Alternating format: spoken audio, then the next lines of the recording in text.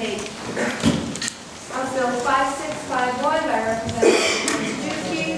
Chris, would you like to explain this? Sure. Thank you, Madam Chair, members of the committee. House Bill 5651 would create a program to help prevent domestic violence and treat it as a public health issue, and would fund the program with a steady stream of funding through additional fees on the marriage license. There are lots of people here to testify that can explain it more, so thank you for your time and your consideration.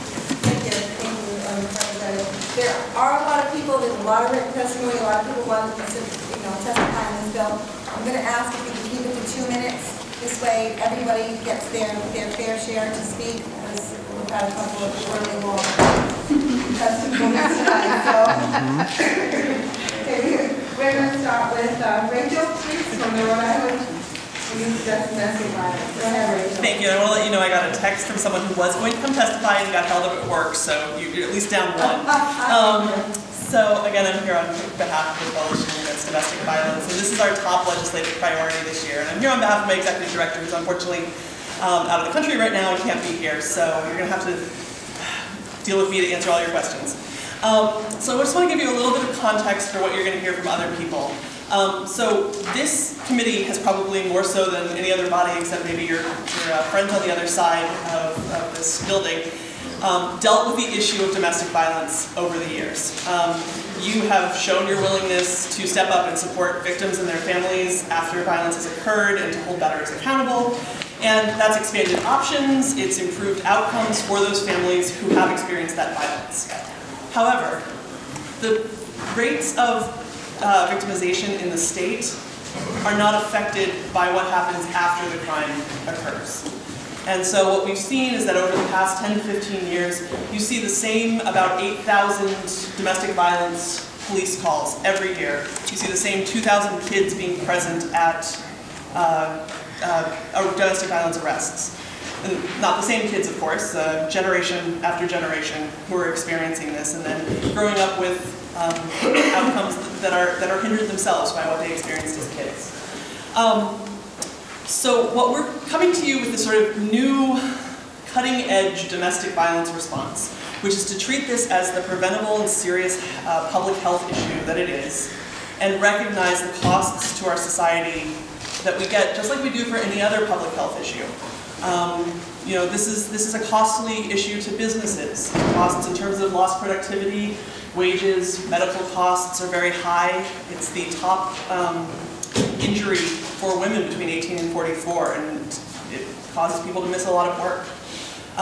It brings costs to our cities and towns in terms of that police response, special ed services for kids who witness violence, prosecutions.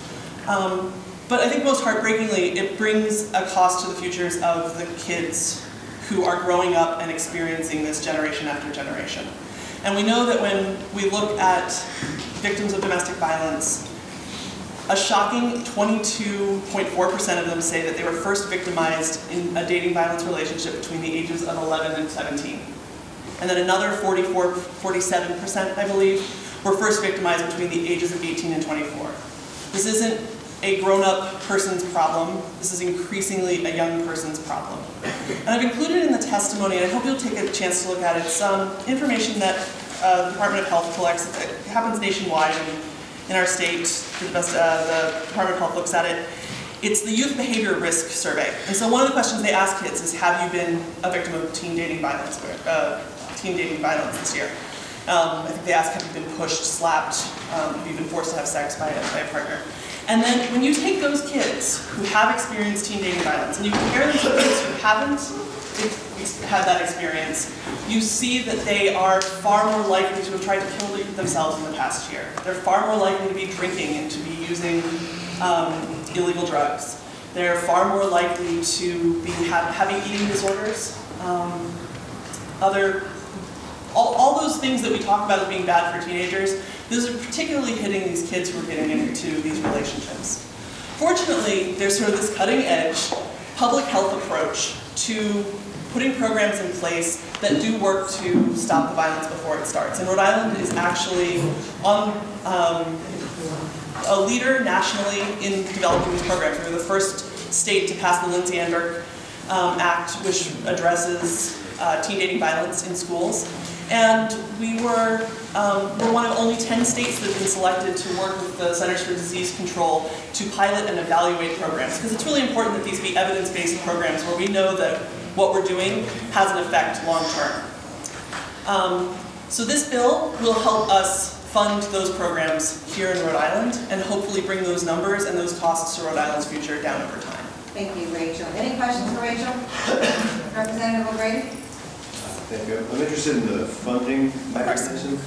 Is there a nexus between getting married and I'm just wondering how Right. that's going to go? So that originally came to our attention because there are 28 other states that use marriage license fees as a funding source for domestic violence. In general, we're not in favor of using fees and fines as a way to fund programs because we know that that can have other consequences in the communities as well that are maybe not as helpful. However, this is hopefully a one-time, but hopefully not too many times in your life fee that you have. So we think it's a little different than the fees that we normally talk about. Part of the reason we decided that we wanted to put it towards prevention rather than intervention funding that we've talked to you guys about before is that we don't want it to feel like it has a connection between violence and bad relationships. Because we know that on people's happiest days of their lives, they're hoping they're getting into a really healthy relationship. And we think that the sorts of programs that this will support will help make that true for all Rhode Islanders. Not only, maybe you can teach your own kid some of those skills that will help them be in healthy relationships. But if you hope that they're going to stay and raise a family in Rhode Island, we think that you want other kids to have had access to that sort of programming as well. Any more questions? Thank you very much, Rachel. Very welcome. Next up is Frank Sicoscio from the Rhode Island Second Amendment Coalition. Good evening, ladies and gentlemen. My name is Frank Sicoscio. I am an attorney in Rhode Island. I'm also the assistant state solicitor for the town of Johnston. I do all the criminal prosecutions. I'm also the president of the Rhode Island Second Amendment Coalition. I'm here today to speak in favor of this bill. I work in the court system each and every week prosecuting the criminal complaints for Johnston. The domestic violence advocates provide a very great service to victims of domestic violence. These people, when they come into court, sometimes they don't know who to turn to, they're scared, they want to have a little bit more of a one-on-one interaction with somebody who's there to help them, to guide them through the process. The domestic violence advocates actually do a really good job of helping these individuals. In standing there as a prosecutor, a lot of times with the volume of cases, the prosecutor, the defense counsel, you really don't have much of an opportunity to do one-on-one with the victim other than to get her statement or his statement to find out what exactly happened. Domestic violence advocates actually jump in, they get more of the information on that and they can help the person along the way. I can attest to the fact that in the court systems, a lot of times you'll see one advocate that's covering multiple courtrooms, so they have to jump back and forth on this. So this would help with the funding to help them probably put some more people on, to help some more of their programs, and to help them be more direct involvement with the victims of domestic violence.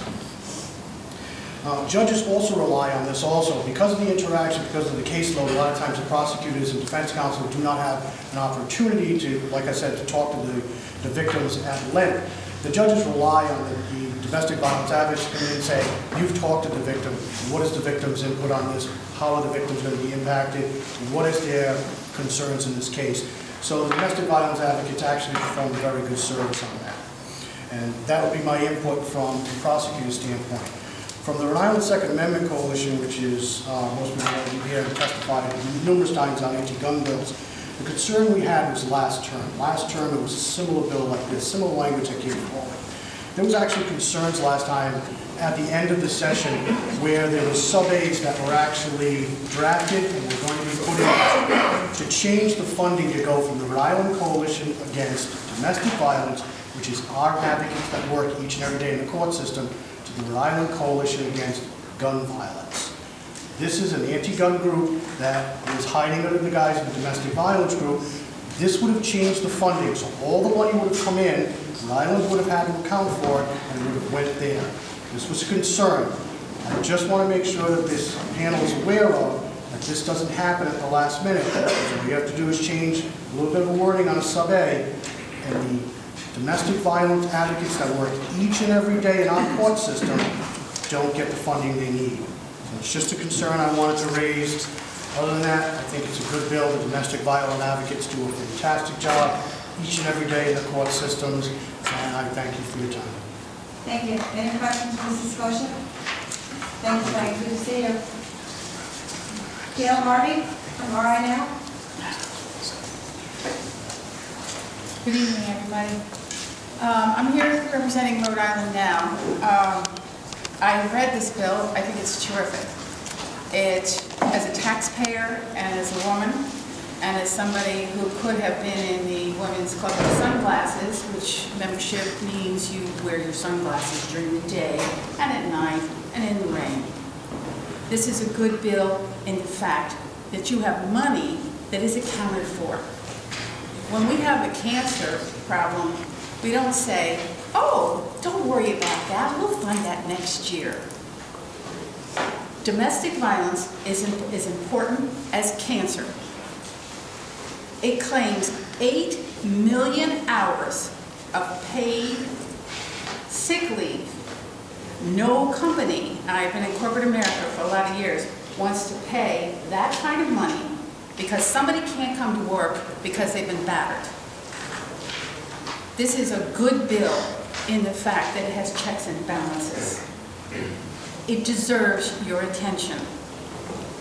I would like you to ask yourselves, when you talk about this bill, to say, what is it going to cost me to get this bill to the floor?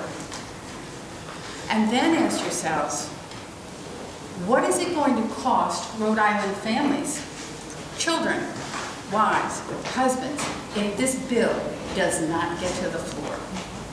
How long in the 21st century can we ignore the cost of domestic violence? And it is not just women. Don't think it's just women. It's men too. And what about children and what they see? And when these children are young and what they have seen, will they become productive adults? Ask yourselves that. What happens? This is on all of us. This is a socio-economic problem. And it deserves just as much attention business-wise in this state as the other bills. Very quickly, Home Depot, Verizon, who else? Macy's. They don't have a big profit margin, let me tell you that. And Allstate all have instructed their HR people to be aware of what is happening to their employees. They're not doing this, I don't think, totally out of a sense of gratitude to their employees. I worked for Lord & Taylor, so I know how that does. They're doing it because of their bottom line.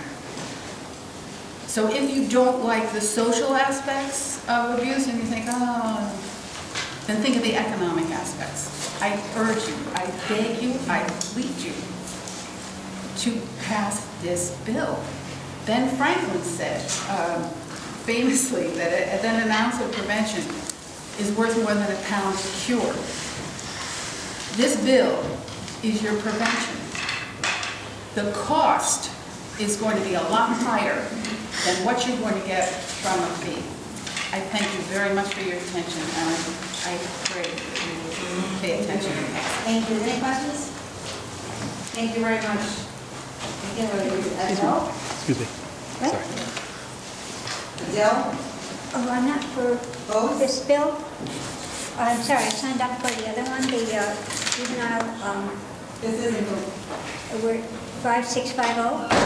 no, this isn't the right bill. Are you Adele? Yes, but, Yeah. You signed up for 5651? no, I said 5650. Okay, we'll wait, we'll get Okay, to that. thank you. I'm all for this bill anyway. Thank you. Ann Burke, are you here?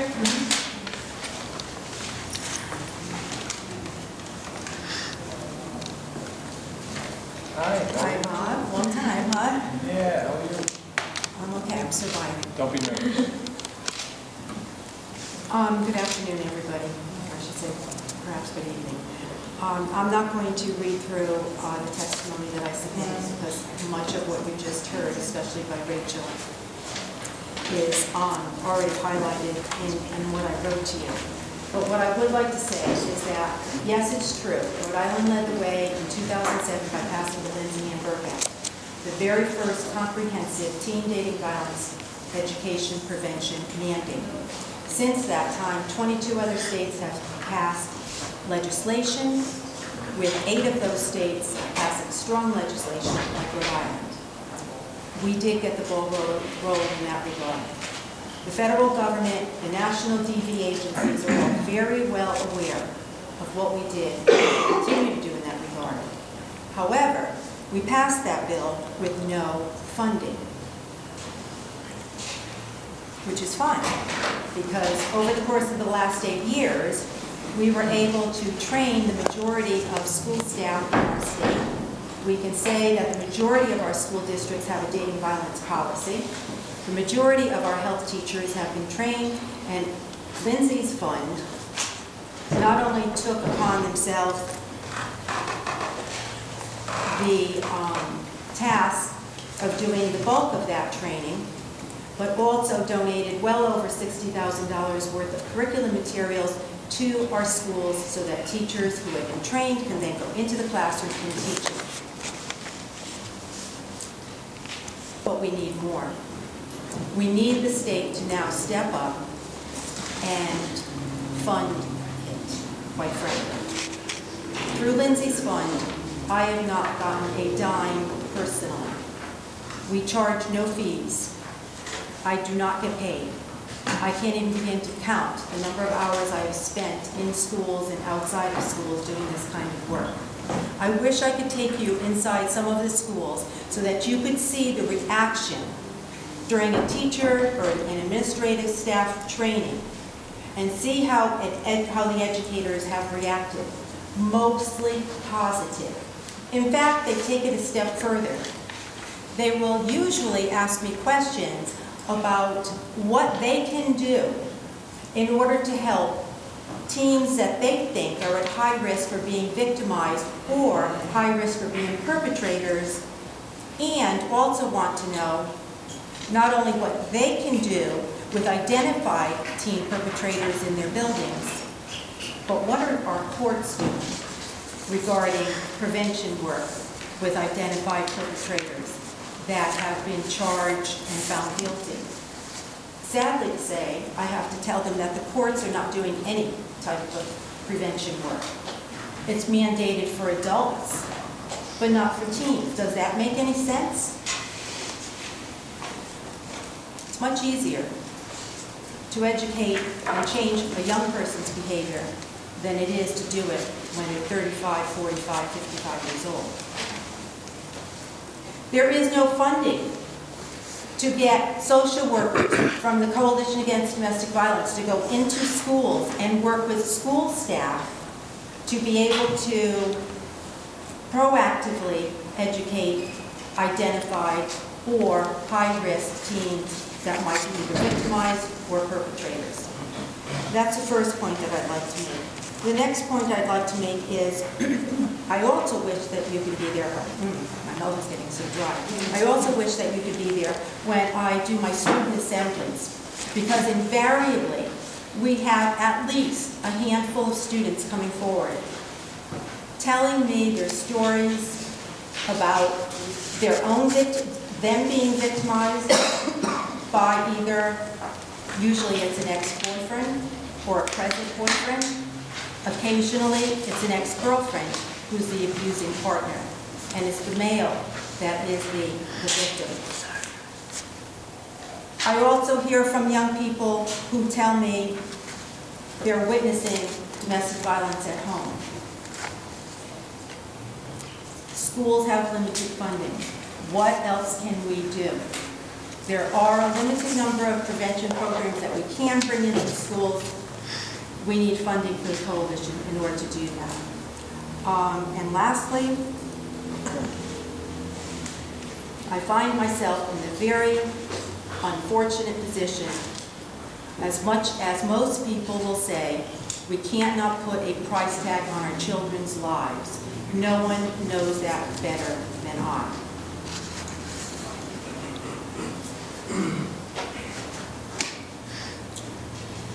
After your daughter is brutally tortured and murdered, you spend countless hours figuring out what is the meaning of life.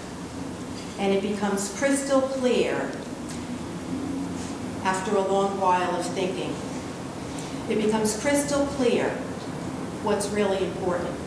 And you very readily, in all situations afterwards, cut through all the superfluous things in life and get right down to what's really most important. If we can't help our children, if we can't fund prevention in this regard, and by the way, the stats for teen dating violence would blow you away.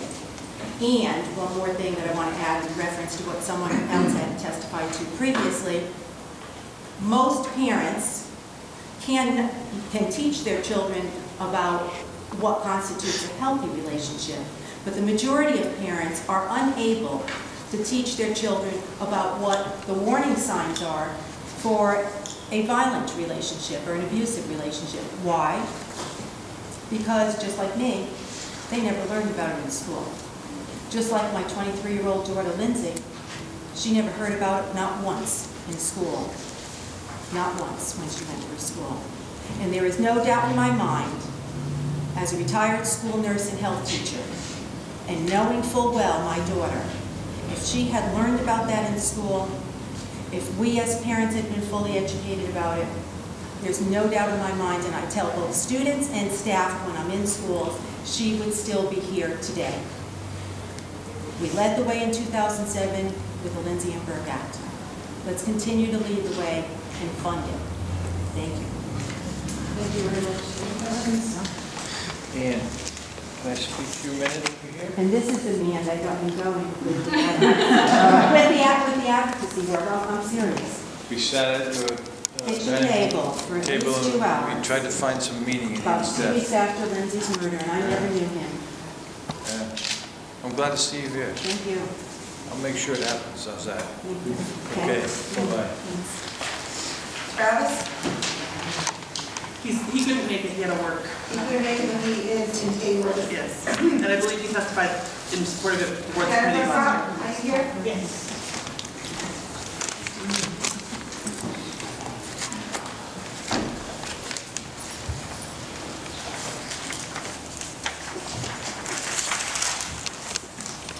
Good afternoon.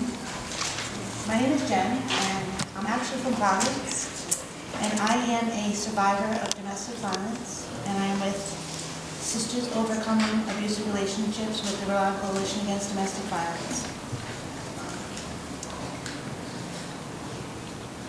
My abuse started when I was 16 years old, and at that time, I was going to school, taking private music classes, with hopes of one day becoming an opera singer. Everything changed very quickly. Pardon me. My life changed quickly, and I met somebody. I didn't know what abuse was. My mom was a social worker in Providence. My mother is one of the originals. She actually is one of the original incorporators of the Johnson Community Development Corporation. My dad was a Providence police officer, so if we don't think it can happen to anyone in any situation, it can, because it happened to me. I was in this relationship for 12 years. And it's not all about the, I missed so many days of work. I never went to a doctor, a real doctor. I used emergency room because I wasn't allowed to go to a doctor. So, it affects everything. Days lost of work, sick days. The police repeatedly coming to my house, going to the court, having to use the courts to get restraining orders, to use their services. It affected me in so many ways. I wish that I had somebody like me to come and talk to me and tell me what it was wrong. I never saw abuse. I didn't know what it was. And before I realized what was happening to me, it was way too late to get out safely. I feared for my life, I feared for my children, eventually, I feared for my family. I now work with SOAR, and I go around and volunteer in the community. I go speak and try to help others. And I just want to say, going back to what she was talking about, going into the schools, out of everything I've ever done at SOAR, I recently had the opportunity to talk in high school in a local community. It wasn't Providence, actually. It wasn't Providence. It wasn't an inner city community. It was somewhere else. And I got to spend a long time with some students, very small classes, 2 classes, probably about 15 students in each one. And I got to tell my story, and I got to listen to them ask me questions. And I got to listen to their stories. And if between those 30 children that I talked to that day, I had 2 children, 2 young girls, who were me back then, telling me their stories. We need this bill. We need to fund prevention, because if I had 2 in 30, imagine how many are across this state. It took me 25 years before 12 years to leave the relationship and another 12 years to actually be financially and emotionally set. But here I am in front of you today, and I just want to thank you, and I really hope that this bill gets passed. Thank you, Jen. Thank Good you. job. Thank you. Any questions for Jen? Thank you. Lauren Williams, are you here? I think she was just submitting written testimony. Okay, she is. Written testimony in favor. You gotta bear with me right now. Carol Mockler, written testimony in favor. Leanne Byrne from RICH, written testimony in favor. Oh, it says written testimony. Okay, go right ahead. Sorry. It's okay. I'll be really quick. My name's Leanne Byrne. I'm the policy director at the Rhode Island Coalition for the Homeless. I did submit written testimony, but I just have a few quick comments. We're here in support of our member agency and close partner, the Rhode Island Coalition Against Domestic Violence. Our providers and our organizations work closely together to guarantee access to safe and affordable housing for all Rhode Islanders, including survivors of domestic violence. Domestic violence agencies and homeless shelter providers work together in many cases to assist clients to attain immediate safety and then transition them from shelter into permanent housing. But despite the collaborative work of all of our competent service providers, domestic violence remains a serious problem in our state, with 10 deaths last year and over 9,000 Rhode Islanders receiving crisis services.